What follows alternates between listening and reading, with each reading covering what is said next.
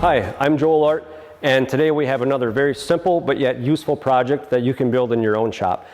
Today we're going to build a portable cable tree holder. So I already got this project started, and I've got the main upright beam welded to one of the cross members for the leg.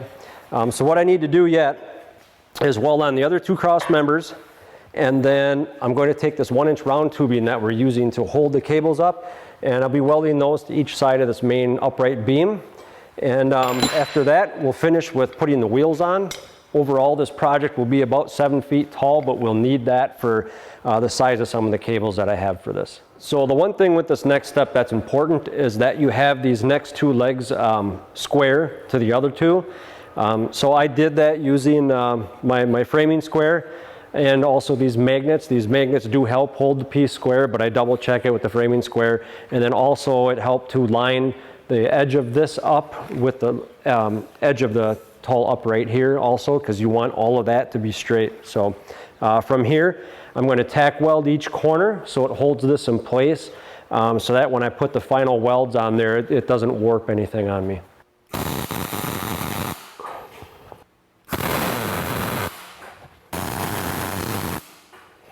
So I finished welding the cross members onto the base here. The next step I'm going to do is add the wheels, weld those to the bottom, and then stand this upright, and then from there measure the height that I would like to put the arms at, and then I'll just weld those using a magnet while it's standing up.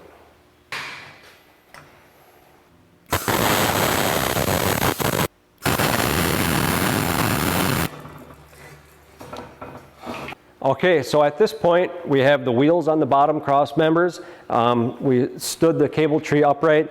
Next thing to do was I went over to the cables that I have and kind of looked at what height am I going to want my tubing arms at to hold the cable.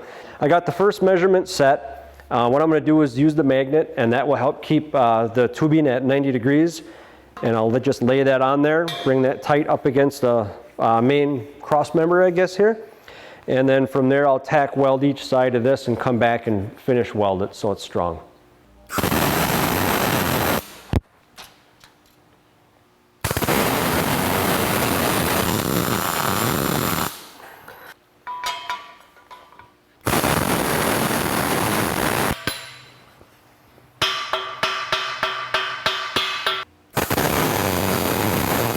Okay, so we got this project finished.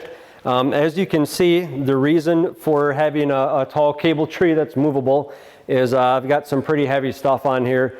There's over 100 feet of cord here, and there's 150 feet of weld cable there, a few smaller pieces up here. I have more to put on here yet, but you kind of get the idea with the items I do have on here.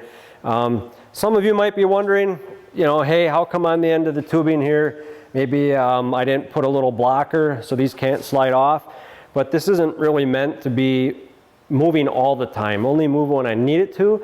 And I also don't really want those on there because some of the heavier stuff, if I'm grabbing it and sliding it off, that's just going to be in the way, and things like that. So I think I can get by without it. And again, you know, you're building stuff yourself like this, and later on down the road, if I need to add that on there, it becomes a problem, you know, you can just add it. So you know, make it your own, make it how you use it and how you need it, and call it your own.